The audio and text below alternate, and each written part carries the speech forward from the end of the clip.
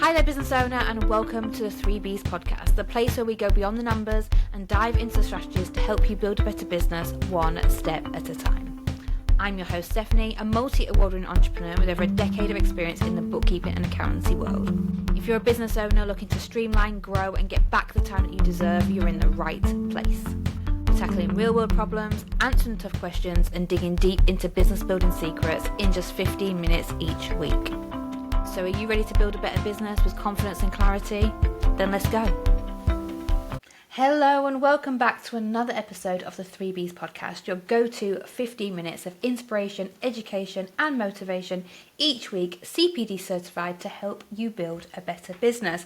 As always, I'm your host, Stephanie. Hi, I am an entrepreneur with over a decade of experience in the bookkeeping and accountancy world, and this week's episode is quite poignant, and that is making tax digital. Now, you will have heard about it for a few years. Making tax digital for income tax, as it is now known, is happening. They're not delaying it anymore. The HMRC are bringing it in, and this episode is going to give you the who, what, where and how, so that you can be confident in either sourcing somebody to help you or completing the new regulations yourself, whether you're included or you'll be brought in further down the line. So first things first, what is making tax digital for income tax? So similar to VAT that was brought in a few years ago, the HMRC require you to keep digital records, submit quarterly updates to the HMRC, as well as a final submission, and then pay your tax as normal.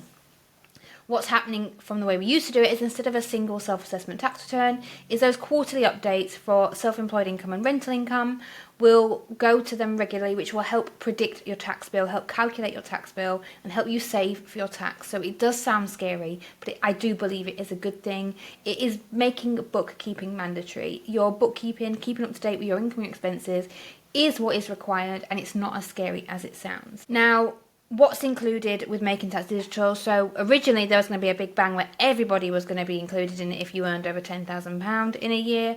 That's now changed, and it's now a phased introduction, and we have 3 years to capture everyone who has £20,000 or more income via self-assessment or property income. The HMRC will calculate your tax, as I said. It will give greater transparency, and it will make it much easier for you to plan as a business owner for those tax bills.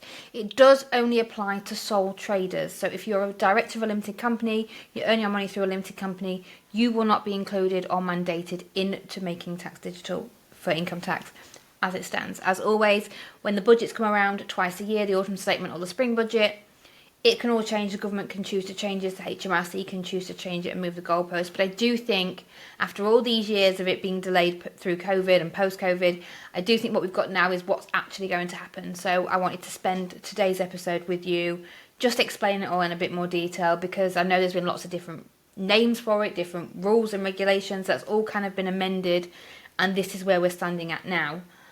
So when I say you need to keep digital records, it is as simple as keeping track of the amount you receive or spend, the category of what that belongs to on your self-assessment tax return. So whether it's stationery, whether it's materials, whether it's wages, whatever it is that you are spending or receiving money for, could be sales, then that needs to be tracked along with the amount and the date that you've received or sent that money, the income or the expenses. What you can claim on your self-assessment has not changed.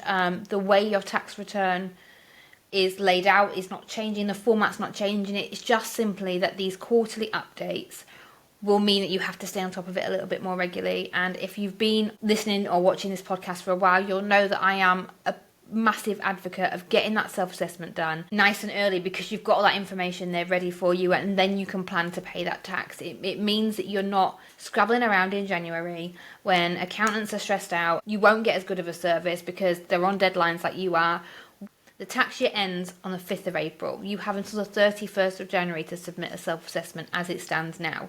So there really shouldn't be any last minute stressing about it. Sometimes it takes time to get some of the documents together, but apart from that, doing it quarterly shouldn't take that much more time than what you're doing now if you're not doing it at all.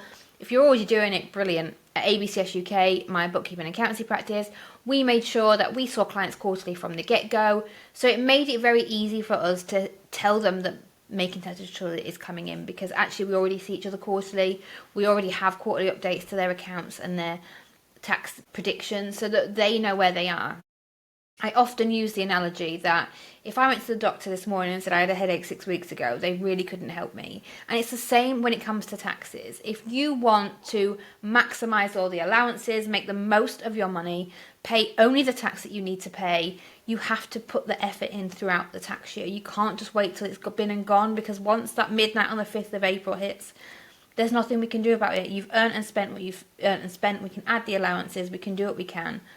My favourite conversations are around Q3 of a financial year for a company or a client that I'm working with, and I go, by the time you spent some money, like, this is what's in the bank, this is where your profits sit in, this is what your tax bill is looking like if we carry on the way we have in these 3 quarters.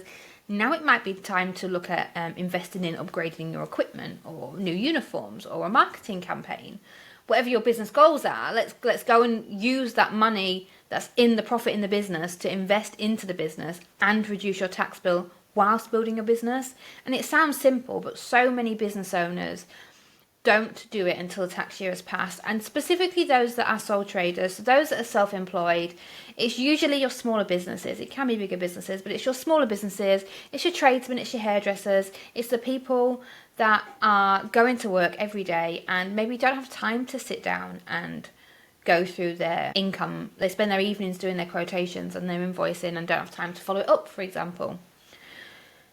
HMRC are going to make them do it, so get used to it now. Start doing it now wherever possible. I think it will really help you in the long run. It's your turnover from trade and your gross rental income, and that means before all deductions. And the one that catches out a lot of people is if you use Stripe or another payment provider to receive your payments, if you're a consultant or you use one of these online payment providers, the money that hits your bank is not to your turnover, because the fees from Shopify or Stripe have already come off, and it's actually that sales figure that counts towards your turnover, both for your accounts and for this tax purpose.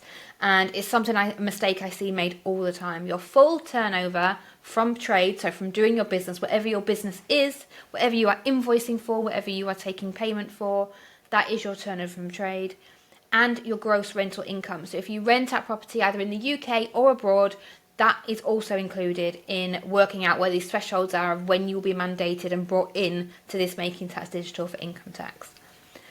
So first of all, from April 2026 is our first year, and it's £50,000 turnover or gross rental income added together. If you have more than one of these, if you have multiple trades, if you have multiple properties, all of this income is added together to work out whether you're mandated or not.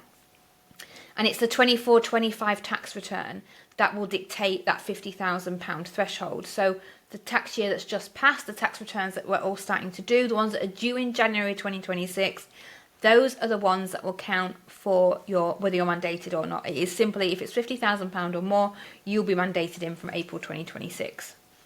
From April 2027, that threshold is then reduced to £30,000, and again, that 2025-2026 tax return, so the tax year we're in right now, that is the one that's going to mandate whether you're in from April 2027 or not. So keep an eye on your turnover now. Start tracking your income. Start tracking your rental income.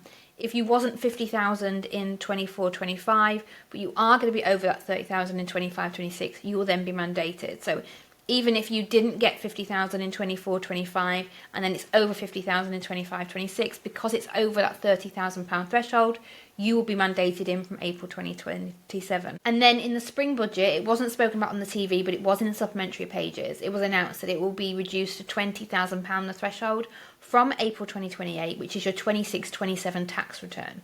So it's very important to be mindful that you will probably be mandated if you are running a business or you have gross income, April 2028 at the latest. At the minute, there's no talks of that going any further down, but at the moment it's 50,000, 30,000 and then 20,000.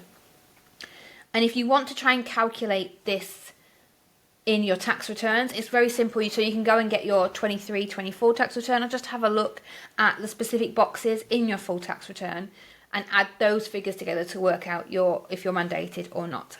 So for the self-assessment pages, you'll have either the SA103F or the SA103S. So that's the self-employment full or short. Both forms are acceptable when you're doing your tax return.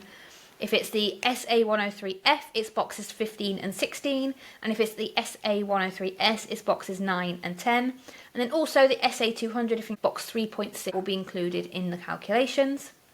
If you have UK property income, it's the SA105 form of your self-assessment tax return, and it's boxes 5, 22 and 23 that count. And if you have foreign property or rental income, it's form SA106 and it's boxes 14 and 16. So all of those, if there's anything in all of those boxes, it all needs added together to work out what HMRC calculate as your turnover or as your income, whether you're at those 50, 30,000 or 20,000 thresholds to be brought in. If you're brought in, again, you've just got to keep those digital records, so the amount, the category, date of income and expenses, and keep those digitally, so either on software or on a spreadsheet. You don't have to use software, but you will need software to submit those quarterly returns to HMRC. So my best advice is to get in there now. Two very good solutions. Obviously, I'm a Xero girl, so Xero have just brought out their Xero Simple plan, which is quite an affordable solution where you can track all your income and expenses, all the good stuff that Xero is known for, and submit your quarterly returns. And then Free Agent is a really good one. They're a smaller accounting software, but they're definitely making waves in the industry. So they have their Making Tax Digital submission. You can do it on their software. It's very good for landlords as well, Free Agent. And if you bank with Metal, RBS or NatWest for your business bank account, you can get that software completely free of charge. So it's the best way to not pay for your software if cost is a deciding factor for you. I do believe that's better than a spreadsheet, although if you just want to keep it on an Excel spreadsheet, that is absolutely fine, as long as you then use software to submit your quarterly updates to the HMRC. So those quarterly updates will go to the HMRC, similar to the way that VAT returns run. So it'll be on the 7th of the month following the end of the quarter. And it is done on calendar quarters as well. So it doesn't matter if you're VAT registered or not. You'll still have to submit on those quarters. You can't fall them in line with your VAT quarters. That's definitely worth being mindful of if you have a VAT registered sole trader business. So again, there's lots of things for you to be mindful of, but that is definitely one for the bigger businesses. And if you're watching or listening to this podcast, I presume you want to build a bigger business. So that is a very top tip and something to be mindful of.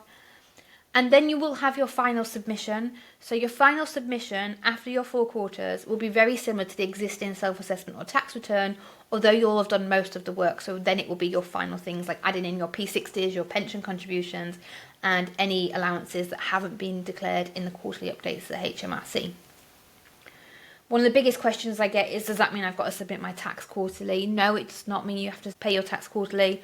You will see a projection of what they calculate your tax bill to be, and HMRC will calculate that. It's not the external softwares that do that for you. And you'll pay your tax annually by the 31st of January as normal.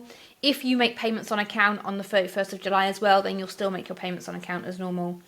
But just having that transparency, I think, is really going to be helpful.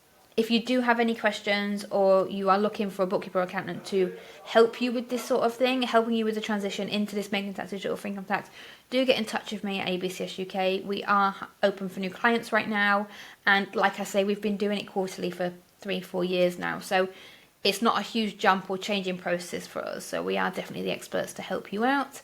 The links will be in the show notes to get in touch with us as always, especially if you have any extra questions or very niche, is this included, is this not included? If this has been useful for you, please do let me know. Find us on social media, come and have a conversation with us. I love getting to know you all. And like, rate and review, and subscribe if you're watching on YouTube. Subscribe if you're listening on Spotify too, because they've changed the way their metrics work. They've changed the way that listens and plays and subscribers are sort of rated and scored now. So if you are listening on Spotify, do just drop us a quick 5-star. It takes seconds and it makes the world of difference to getting this podcast out to more business owners. Thank you. This has been the Freebies podcast. I'm your host, Stephanie, and I'll see you next week for the next one. Bye. And that brings us to the end of another episode of the 3Bs podcast. I hope you found it useful and that you're walking away with some motivation, inspiration, or education to help you build a better business. Don't forget to subscribe, leave a review, and of course connect with us on social media for more insights, tips, and behind the scenes content. Your next step in building a better business is just a click away. I can't wait to connect with you, and I'll see you on the next episode. Bye.